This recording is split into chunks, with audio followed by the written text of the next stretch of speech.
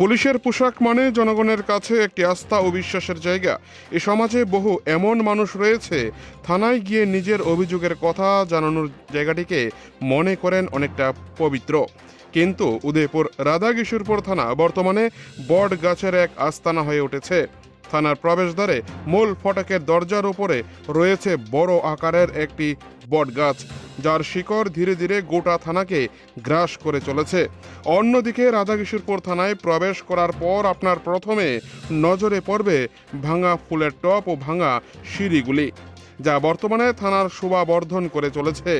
এই বর্ষার মরশুমে ফুলের খালি টবগুলির মধ্যে বৃষ্টির জমা জল জমে গিয়ে মশার লার্ভা তৈরি হচ্ছে। নোংরা পরিবেশ সৃষ্টি হয়েছে থানার সামনে। কিন্তু থানার দায়িত্বপ্রাপ্ত অফিসার ইনচার্জ তথা ওসি কোনোভাবেই এই সকল বিষয়ের উপর নজর দিচ্ছে না। থানায় নেই স্বচ্ছতার কোনো ছবি, কোথাও বটগাছ, আবার কোথাও ভাঙা টব, সর্বত্র প্রতিদিন এইভাবেই থানার পরিবেশ। মূল শহরের মাঝে থাকার কারণে শহরে আসা বিভিন্ন মানুষের মধ্যে শুরু হয়েছে গুঞ্জন, কেন এই ধরনের চিত্র থানার মধ্যে দেখা যাচ্ছে। প্রতিদিন এই রাধাকিশোরপুর থানার সামনে দিয়ে রাজ্যের অর্থমন্ত্রীর আসা যাওয়া।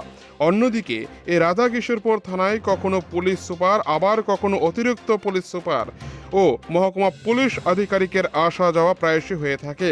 কিন্তু কেন থানার এই ধরনের পরিবেশ করে রাখা হয়েছে তা নিয়ে রীতিমতো প্রশ্ন উঠছে বিভিন্ন মহলে।